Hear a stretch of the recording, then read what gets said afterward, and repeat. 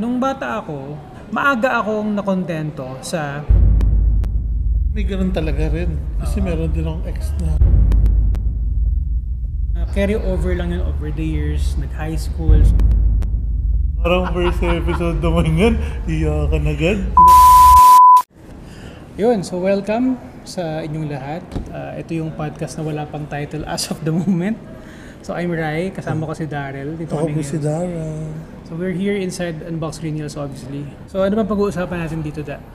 Wala naman, wala pang title. Gusto mo may pag-uusapan na agad. Hindi parang ano yung gusto mo ng bata? Binibili man yan o na-experience? Gusto mong gumala dati pero di ka makagala kasi nga bata ka eh. Ang gusto ko nung bata ako is Kumanda. tanggapin. Makakaiyak no? Parang first episode naman yan, iyakan agad. Hindi. Hindi, syempre, light lang tayo. Parang late ba yun? Hindi, light conversation lang tayo. Syempre, hindi yun. Sige. So, Ganun ba yun? hindi. Hindi, kasi siguro i-relate ko. I mean, nagkakalala tayo dahil sa sapatos eh. I mean, sneaker seller ka. Sneaker, creator, content creator, ganyan. Sneaker creator ka? Gawin siya eh. That's good. From scratch. Dito ni Sir Rai. Grabe naman yan. Sapatos to. Pare, podcast to, hindi naman to vlog. Parang mag-edit ka pa. Pagtrabahuhin mo pa ako, pambihira ka. Sige. Pero ayun nga. So, doon ko idadaan yon. Nung bata ako, obviously, I mean, for sure naman, may makaka-relate dun sa, nung bata, walang pambili ng mga material things. Una, literal, na wala kang pambili kasi bata ka, wala ka naman trabaho, wala ka naman sarili income. Or, syempre, pangalawa, hindi kayo well off. Hindi mayaman siguro, para. So, yun, nung bata ako, maaga akong nakontento sa pag-settle sa hindi branded na sapatos or damit. Ayun. So, maaga ako nakontento sa ganun. Hindi ako umabot do sa point na naiinggit ako sa mga kaklase. Kasi parang sobrang bata ako pa lang na experience ko na yun na Ryan, pagdating sa damit, etong klaseng brand lang na to or etong klaseng damit lang na to yung pwede mong suotin. Pero at least, meron pa rin, no? Oo. Pero ano yun? Yes, Kung saan man nabibili. Siyempre kung hindi branded, parang...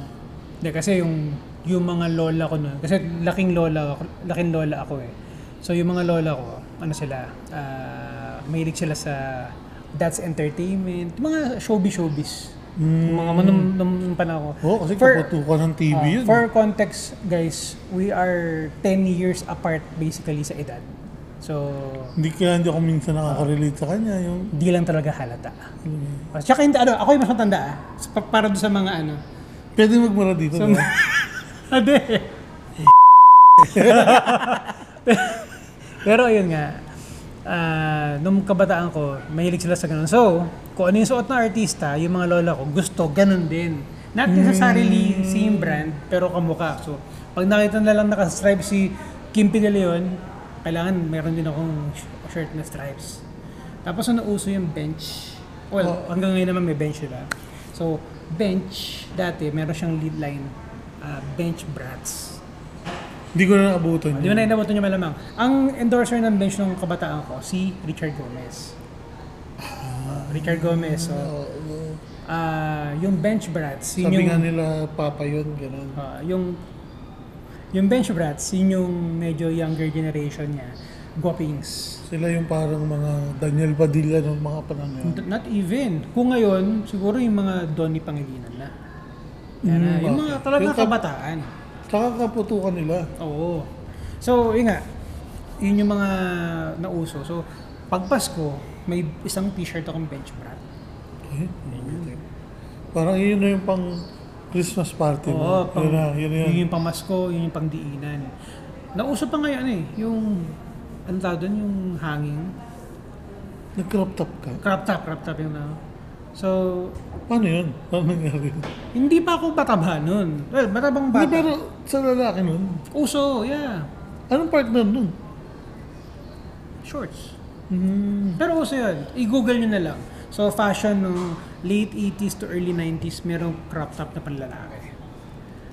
Yun. So, maaga ako nag-settle sa ganun. Na carry over lang yun over the years. Nag-high school. So, sanay ako na yung t-shirt ko ng grade 6 hanggat kasya sa akin. Fourth year high school na ako. So, sinusuot ko pa rin. Pero aware ka Na na kasi merong parang mga brands, ganun.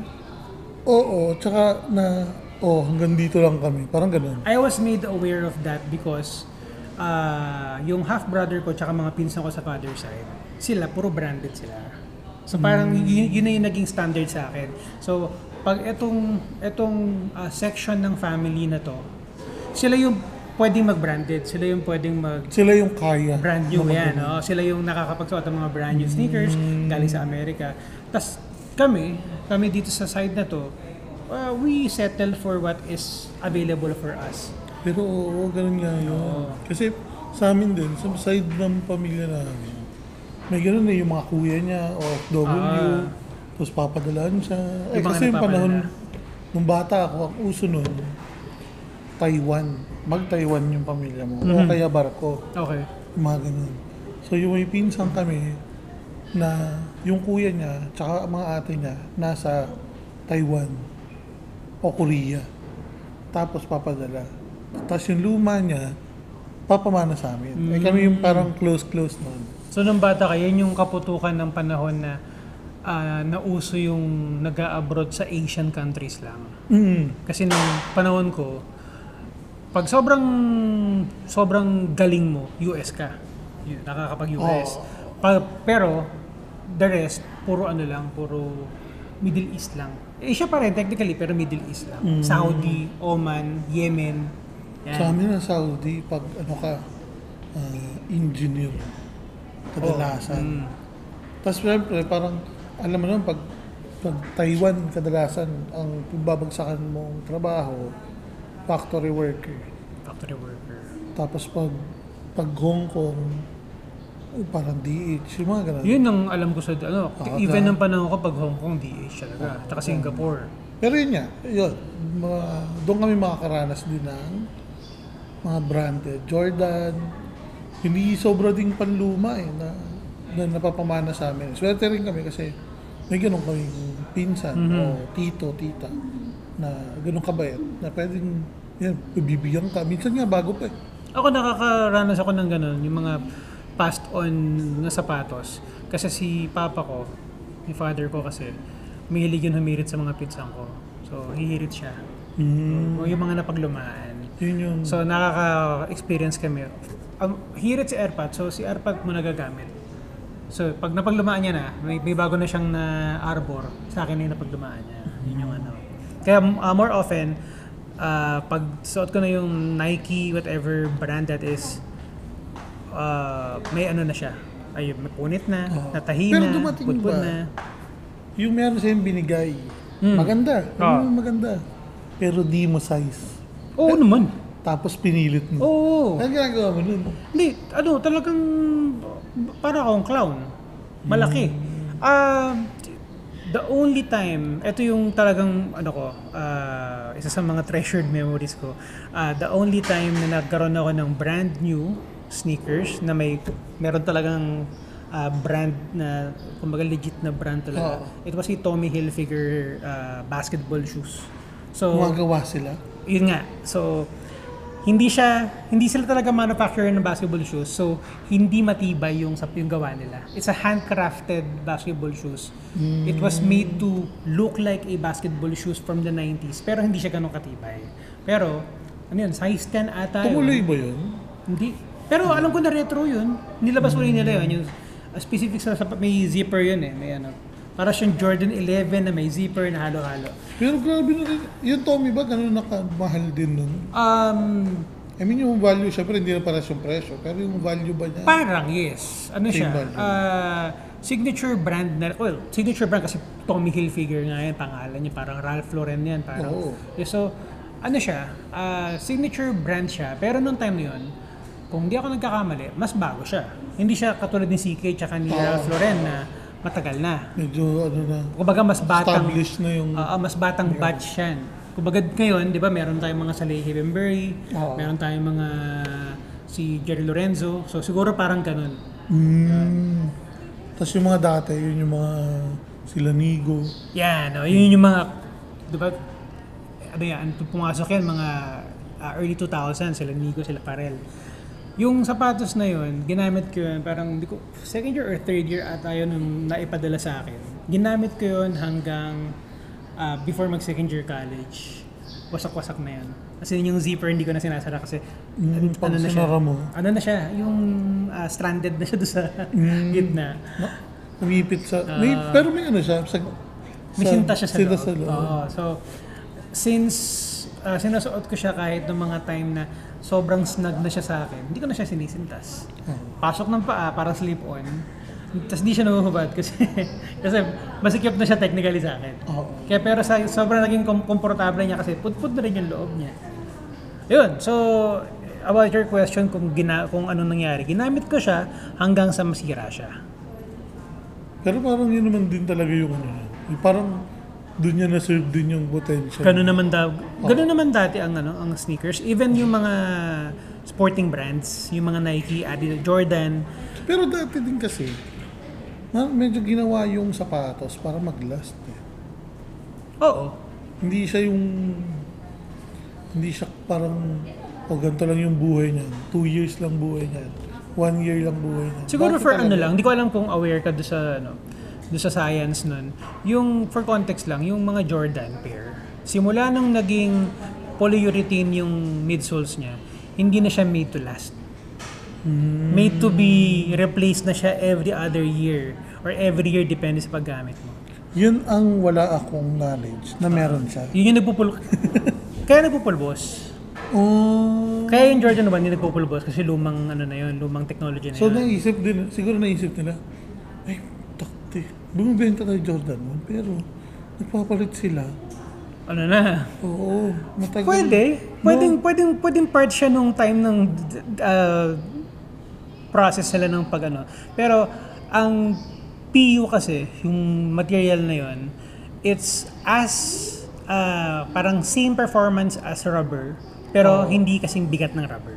Yun yung yun yung logic Pero niya. ang ano niya, ang downside niya, maikli ang shelf life niya. so hindi rin, parang swerte ka kung may storage ka na katulad ng kay Boss Biggs. Oo, pero alam ko si Boss Biggs na napulbusan din ng maraming Napupulbusan sapatos pa rin, yun eh. no? Hindi, hanggang ngayon, parang napupulbusan pa rin, pero Sobra-sobra kasi kakagawa siya ng kwarto niya, kakagawa siya ng vault niya, pero sobra-sobra pa rin yung sapatos niya eh. yun. Pero yun yung storya nung pagsasapatos ko.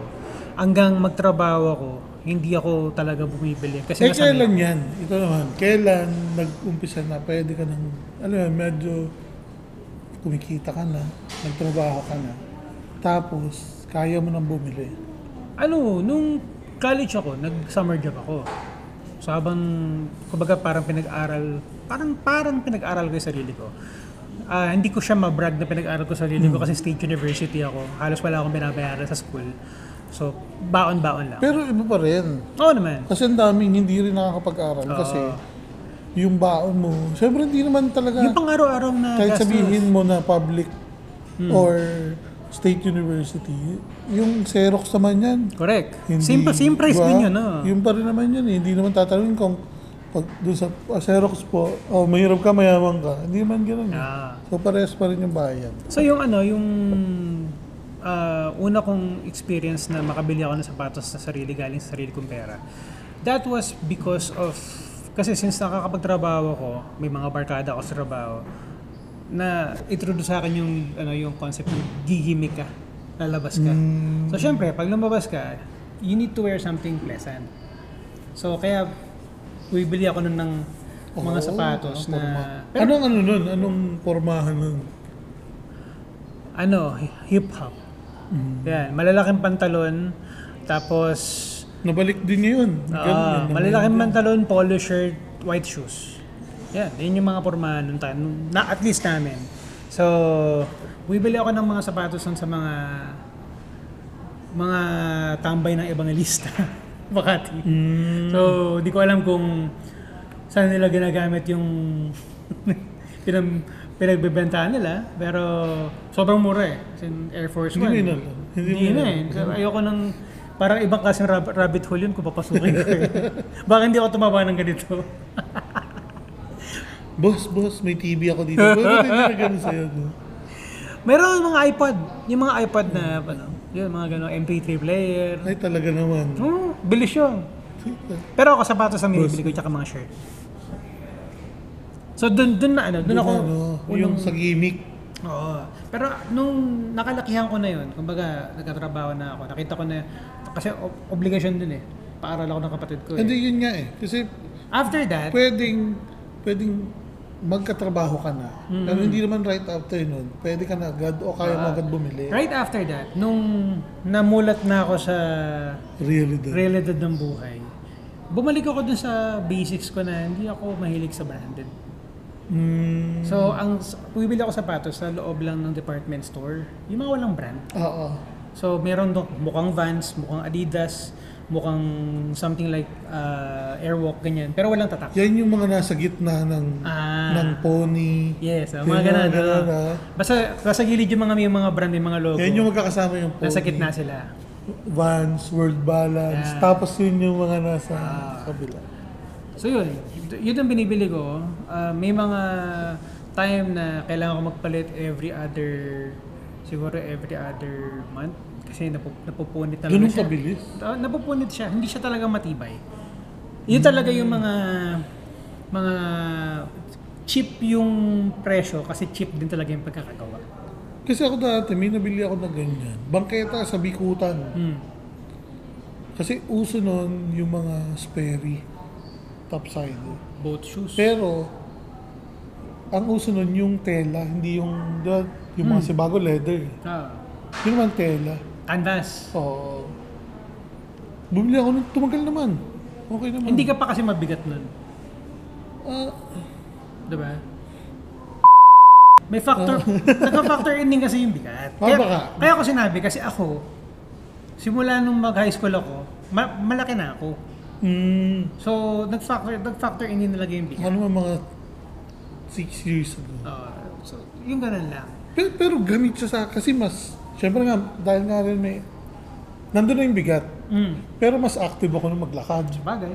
Tumakbo-takbo. We can also siguro say na yung batch ng mga panahon mo na bumibili ka ng ganun, mas matibay na. Baka naman. Pero yun nga. Syempre, pinag-aral mo nga yung kapatid mo, tumulong ka sa pagpapaaral. Saan pumasok yung ay, pwede ko na itong bilhin. Yung hindi ka na, may ganun pa rin ba, yung nagigilty ka pag... Dalawang instance. Nagkaroon ako ng girlfriend, yung wife ko ngayon. So, yung... Siya agad? Ha? Siya agad? Ang alin?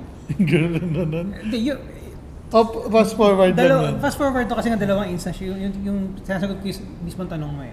So, dalawang instance yun. Yung una, yung girlfriend ko back then, my wife ngayon, yung family kasi niya is closely tied with show business. ABS-CBN, mga talents, ganyan.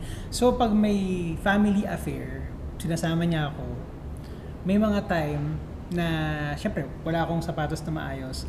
So, may time na sinabihan niya ako na, pag sumweldo, bili ka naman ng maayos na sapatos para pag may ganitong... Anong sapatos? Naalala mo? Anong sapatos mo? Maduming slip-on na sapatos. So, slip-on siya, parang Vans, pero walang tatak.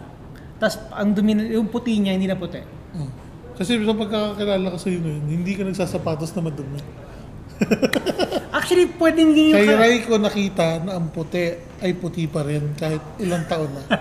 Pwedeng yun yung catalyst eh. Yung moment na sinasabi ko na yun with may then girlfriend. Nung sinabi niya sa akin yun. Kasi na-realize ko, oo nga naman. I've been, kumbaga, pinapakilala ko sa mga iba-ibang tao. So, na ako na bibili ako meron akong isang sapatos that will remain clean, ito lang susuotin ko. Pero may ganun talaga rin. Kasi meron din akong ex na bili tayo ng polo. Yung mga ganun. Pero kasi hindi siya hindi siya being materialistic eh. Pero May yun nga, logic talaga siya. Parang, syempre, mahirap din sa kanila na ipagtanggol pa yung mga ganung bagay. Oo. Diba? Pero para sa'yo rin yun, hindi naman sa kanila napupunta yun eh. Para hindi na rin siya maging point of discussion. Oo. So, Tama naman. Hindi ka na maging topic pag wala ka na. Oo. Pag-usapan ka ng mga magpipinsan, ganyan. Yung mga Uy, ganun. bakit ganun si ganito? Hindi mo natanong kung sino mga nakikinig. Wag na. So, yun yung first instance. Pangalawang instance, yung nauso yung mga jogger pants. Hindi ko alam yung tungkol sa jogger pants. Kasi hindi ako, 2000 ano yan? 2012? Oo, mga ganun nga. 2011, 2012, ganyan. Ganun. So, Jogger pants, saka v-neck. Yung magkakasama. yung long back na shirt. Oo. Uso niya yung mga ganun. Dancer. So, ayun siya. So, jogger pants. Kaya ko nabanggit yun kasi yung kuya ko, yung half-brother ko, si Jerome, ano siya nun nag-X-Factor na sila nun. Sumali sila sa X-Factor Philippines sa ABS. So, medyo na-expose siya sa fashion din kasi syempre show business. So, minessage niya ako nun, Tol, sinundan niya ako ng link of a seller. Hindi ko alam kung active pa ngayon yung si Primeware. So, nagbebenta ng mga jogger pants. Sabi niya, Tol, parang exchange gift tayo. Bilang mo ako ng jogger pants, bibigyan ka ng 2 sapatos. Uy, Pwede na, di ba? good deal Good deal yun. yun. Gamit yung sapatos. Nagkaganon pa siya? Kasi, bilang kita, hey Jerome, bilang kita ng 2 pants. So, gamit na yung 2 pair ng sapatos na yun. Pero since, singer kasi yun, nagka-perform sila. Ginamit yun sa show. So, it's a CMF... Yan ba yung Daddy's Home? So, CMFT 11. Ito yung Jordan 11 Low na Air Max 1 yung soles. So, yun. Tapos yung Air Flight 89. Ang kulay niya, white, blue, tsaka white, red. So, Pang basketball yun. yung Air Flight 89 is para siyang Jordan 4 ba?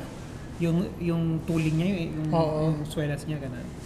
So, nung nagkaroon ako nun, di pinamporma ko. Ang ganda pala. Pwede pala yun. Nakakaranas ka na ng... Oo, pwede pala yun. Tapos, First time mo makaranas ng gano'n. Yung pagdiinan talaga to. oo, yung kumbaga first time, nabalik ako dun sa mga time na gumigimik ako, nalayo ko na white shoes. Pero yung this time, kasi jogger pants kasi, pag sinuot mo, nakalabas yung dila ng sapatos, nakalabas yung brand eh. Dati kasi, malalaki yung pants, takip din yung sapatos eh. Alam na lang kasi nakita yung midsole. So, yung nung sinusuot ko na yun, sabi ko, research pa nga ako ng mga ibang sapatos. Yun na yung sneaker. Yun yung rabbit hole. Rabbit hole. So, nag-search ako ng mga sapatos. Sabi ko, since meron na akong white, blue, tsaka white, red, baka kailangan meron akong all white, baka kailangan meron akong dark. Ganyan. Baka no? So, nag-search na ako. So, di na-justify mo sa sarili mo na, ay, kailangan ko to. Pero yun na nga, the rest Hindi, hayaan mo. is history. Hayaan mo. Huwag ka mag-guilty. Kasi Hindi ako nagigilty. lahat na nagsasapatos, di na-justify sa... Saka napagdaanan nila yan. May nanonood ngayon, napagdaanan niya mismo yan. Napagdaanan yun. Na di na-justify, di kailangan ko to eh. Hindi ko makukompleto yung colorway na to. At yung difference natin, ako kasi, pumasok ako sa sneaker game as a consumer. Ikaw pumasok ka, ano ka talaga, di ba? Ano na ako? Consumer din. Mayaman kasi kami. Hindi, seller. Talagang seller eh. Hindi pa. Hindi pa? Pala. Oh. Nagdi-deliver lang ako ng nabibenta nung una. Okay. Tapos, yun nga, ang nag-introduce naman sa akin nun, yung kaibigan namin ni Boss Carlo na si Rob, na owner na Above the Anchor. Hirap, yeah. Parang, kasi nung medyo tropa-tropa na kami, sabi ko, boss, kasi hindi ako mapili sa ano, yung pagkakakitaan, basta ako makikita ng pera. Pero sa akin, nilapitan ko siya kasi gusto ko kumita ng pera, ng extra. Tapos sabi ko, pwede mag-deliver ng, ano, ng sa above the ankle. Yun lang. So, sige. Tapos na nakikita niyo tuloy-tuloy naman na, in-introduce na sa akin, ba't ayaw mong mag-try magbenta ng sapatos? Doon nagsimula. Kasi maboka ka naman. Medyo magaling ka sa sales. Yung mga ganun-ganun. Kumbaga naka-establish ka na ng network eh. Oo. Tapos kasi yung bumibili ng pants niya, yun yung network na bibili ng sapatos din. So medyo tulungan din talaga. Yes. Yan. Kaya doon ako na, tapos nag-umpisa ako ng yung outlet. Kasi tumira ako sa Marikina ng ilang taon din eh. Parang pupunta ako sa dun sa Riverbanks, tapos sumisilip ako ng pwedeng ibenta. Uy, pwede to. Ganun-ganun pa lang. Pero hindi ko siya bibilhin agad. Pipicturean ko muna, papalam ako sa mga staff. Pipicturean ko, popost ko ngayon. Tapos may pa isa-isa. Una, 2 weeks siguro, 3 weeks, na walang pumapansin. Kasi hindi ka naman kilala eh. Parang, una, wala ka namang pangalan, wala. Stranger ka sa kanila. Ba't ako bibili sa sapatos? O tsaka hindi pa ganun ka-common ang pagbili ng sapatos online. Online. Yun. Tapos, yun nga, may isang bumili. Ako, ano na ako nun, Project 4. Tapos, ang bumili, taga SM North. Ang tubo ko lang dun, 500. Ganun lang. Parang, malaki na rin siya para sa akin. Tsaka Nung panahon na yun, parang, ay, parang nagbenta lang ako, ganun lang. Nung pagbili sa akin, commute pa ako. Mababawasan ko na siguro 100 siguro. Kala ko nag-two-piece chicken ka ba eh. Hindi ko. So may lang ako. Parang hindi ko kayang gastusin lahat agad yun. Ubus din. Ubus din. Anong kanita mo? Two-piece chicken. Pero yun yung nag-umpisa. Tanda ako. Lebron ang binili niya sa akin. Tapos binili niya yung para sa anak niya. Siya yung unang bumili sa akin. Kaya hindi ko siya makakalimutan. Tapos yun, tuloy-tuloy na. Parang medyo pa taas na patas yung binibenta ko. Dagdag ng ano. Oo, parang puhunan. mga GR, tapos, try mo naman mag-hype ng konti. Pero hindi rin ako bumibili. Never akong bumili pa nun. Nang pang sa'yo. Hindi, ng pangbenta. Okay. Ang gagawin ko, may kilala si Rob na gusto magpabenta, ako magbebenta. So, bebenta. Okay. Kay Boss Carlo, ganun din. Ano ka, agent, ahente. Oo, nag-ahente ako ng gano'n. Tapos yun, parang, lalo na yung si Boss Carlo na yung nagpabenta, parang lahat ng size 12. Noon, grabe yung PM din sa akin. Boss, meron bang may bibitawan ba si Boss Carlo? Yung mga gano'n. Si Boss Carlo, alam mo naman yung dati, medyo fast-paced sa pagpapalit ng sapatos yan. Kasi nga, parang halos araw-araw bumibili rin. Bumili naman ako ng sarili ko. Medyo malayo na siguro makabenta na ako ng mga 100 pairs ng sapatos bago ako bumili. Ganun ka, no? Parang sa akin kasi, discipline yun, sa akin kasi, nung una, hindi ko pa nakikita na kailangan kong bumili. No? Parang sa akin mag-provide ka sa anak mo, sa pamilya mo. Okay, yun yung sa akin, yun yung goal ko. Yun naman yung tama. Hindi ko goal na sumabay dun sa nakikita ko na ay, yung mga nakakasama ko dito, ganda ng mga sapatos. Yung una, ganun. Sinabihan lang din ako na medyo kailangan mo rin pumorma pag nandito ka. Kasi, yun yung magbibuild din ng trust ng kliyente o ng hindi mo pa kliyente. Yung kliyente mo, nandyan na, tiwala na sa'yo yan. Part ng marketing yun. Pero parang, ba't ako bibili sa'yo ng hype? Hindi ko nakikita sa'yo. Parang gano'n. Part ng marketing. Noong una.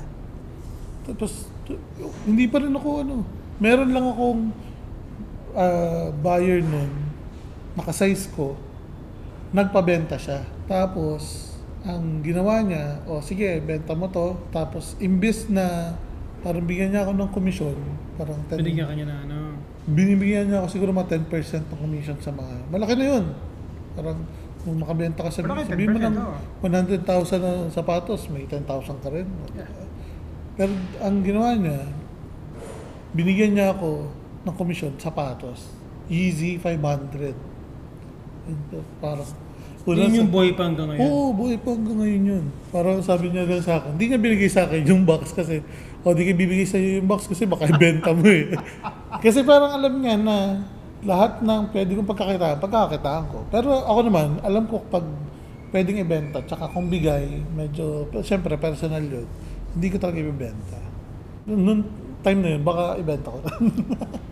Pero yun, doon nag-umpisa. Pero, yun din, parang nung bata rin ako, hindi kasi ako nagsasapatos na hindi ka rin naman mabibilihan eh. Ang dami rin kasi namin eh. 7 kami, 5 lalaki. Tapos para i-prioritize yung magkasapatos lahat kayo. Una-una, makakain kayong lahat. Correct. Makapag-aaral kayong lahat, yung mga ganun. So, naiintindihan ko rin. Tsaka nung bata kami, parang di rin, kasi lumaki rin ako sa probinsya eh. Parang, so wala kang ganung comparison masyado. Kasi yung mga barkada ko nun, yung mga kaibigan ko sa labas, lahat naman kami naka-tsinelas. Meron lang, medyo alam mo lang na mayaman sila kasi naka-islander sila. Tapos kayo, medyo... Kung ano lang nasa palengke na Oo, yun, seagull. Iba-ibang kulay. Yun, parang ganun. Tapos, siguro yun din yung naging epekto sa akin. Kaya hindi ako ganun yun naiinggit sa mga tao. O sa nakikita ko, kung nasan man ako. Pero kung sa sapatos, hindi ko siya tinitingnan na, ay dapat meron din akong ganyan. Medyo hindi ako sa ganung part.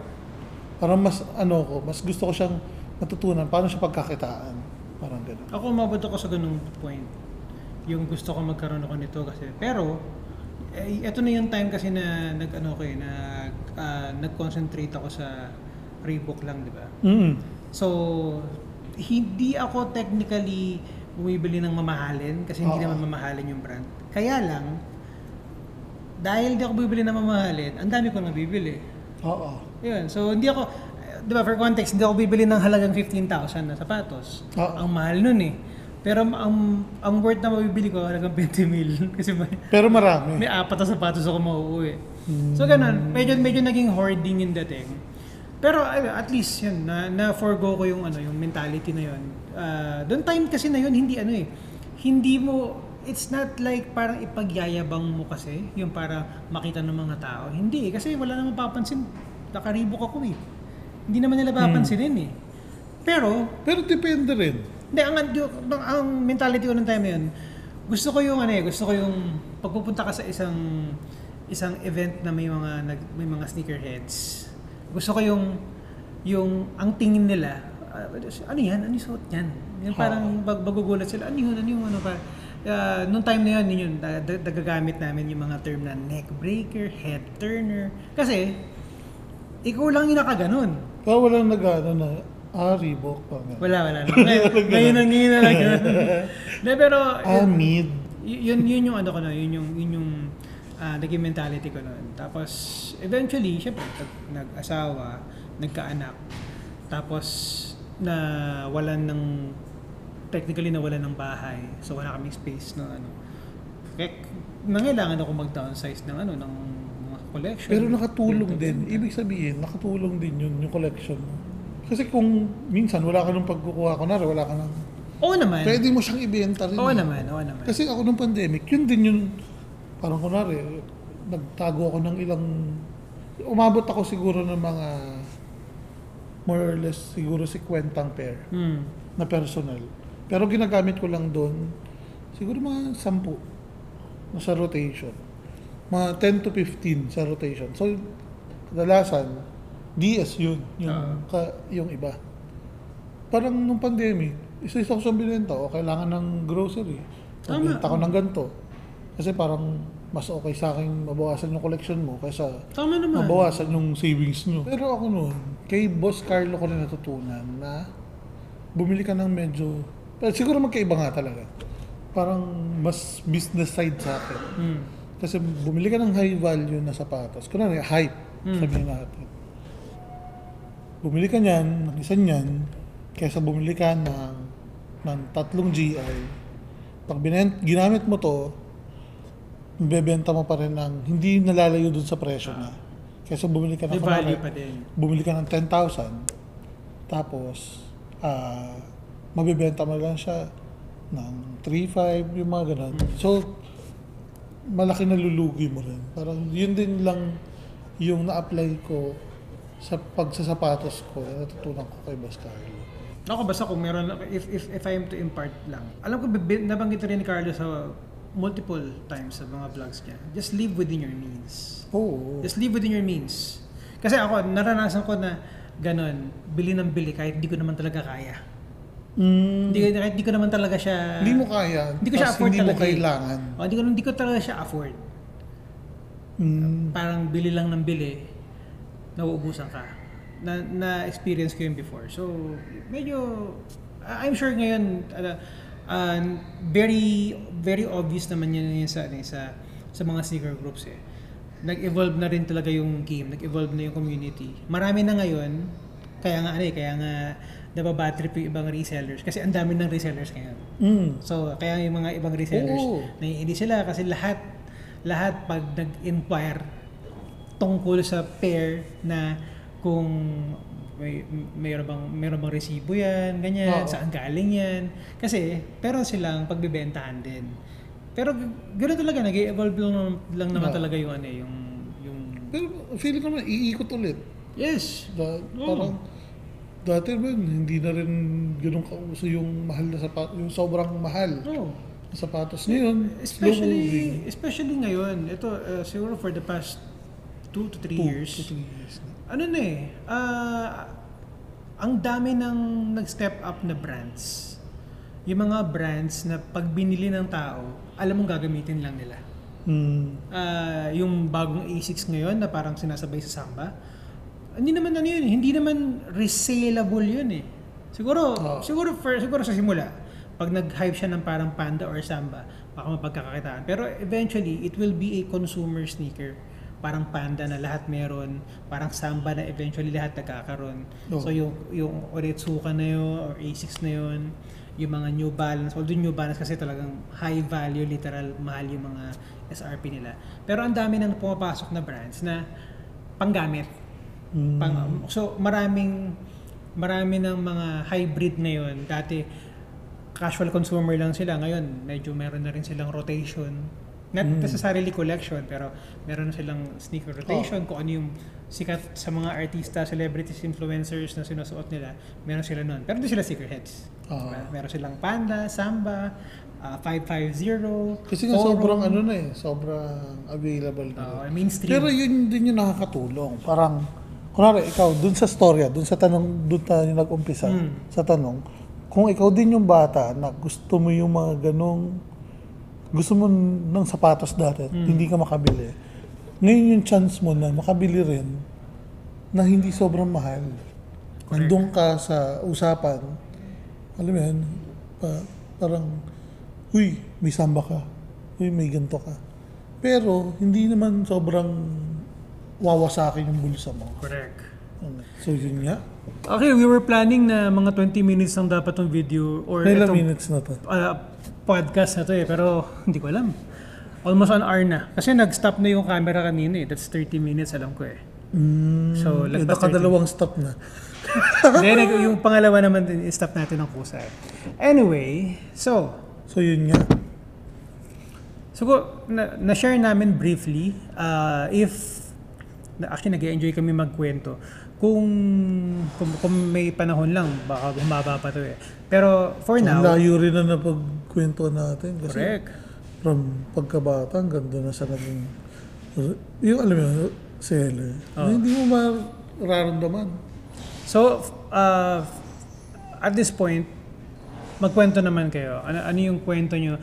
Yung mga sneakerheads dyan, yung mga nangungulekta ng sapatos dyan, kwento nyo sa baba, ano yung naging simula nyo? Saan kayo nagsimula pagdating sa pangungulekta ng sapatos? Kayo ba ay pumasok na parang ako na consumer, bili lang ng bili? Or pumasok kayo as a seller? Kasi alam ko, may mga kakilala rin ako na pumasok sa bilang sneaker seller. game. Si Victor. Oo. Bukod sa lagi na nanalo sa raffle. Panawagan ko po sa mga paparapol. Pag may Victor Ginoo, I-disqualify na nila. alisin nyo. Kunwari na lang, saling cat-cat, sabi nung sabi nung may-ari ng Miss Universe, saling cat-cat na lang sila. Ayun. So, comment it down. Magkwentuhan tayo sa baba. We'll answer, of course, sa comment section. Pero kahit hindi lang pagsasapatos, Yes. kung ano yung gustong-gusto nyo ng bata na hindi nyo magawa, tapos ngayon, may freedom na kayo magawa. Freedom, may resources, Oo. may time, may energy pa kayong gawin. Oo. Yan, payo ko dun sa mga bata, matulog kayo talaga ng tanghali. Totoo yun. Totoo. Totoo yun. Kasi nung bata ko, hindi rin. Ayoko rin. Para feeling ko, dapat naglalaro ka rin. Pero yun, natulog ka talaga ng tanghali. Ayun, so wrap up na muna namin. Oo. Salamat sa pakikinig, panonood. Hopefully ma-upload namin to sa Next year. Sa mga platforms na podcast platforms. Oo. And Shoutout kay Lerwin kasi kukunin nyo na yun. shoutout kay Lerwin Yap, tumatawag siya. Lerwin Yap ng Soul Republic, Psycho, baka naman. Bikin na nga. Baka naman. So salamat sa inyong lahat. Hanggang sa susunod na episode. Next time. May title na to next time, Next time sana. kayo, may time. O kaya, mag-comment sila na anong pwedeng may suggestion title kayo. ng Ano magandang podcast na title to. ng podcast na to. So, yung next nito, baka may kasama kaming iba, baka sa ibang lugar kami. Baka mali mo, pwede natin mag-guest dito si Boss RSA. Baka naka-podcast tayo. Yung naka-ganon, tapos may mic sa harapan. Shit! That's crazy! Sige na. Salamat.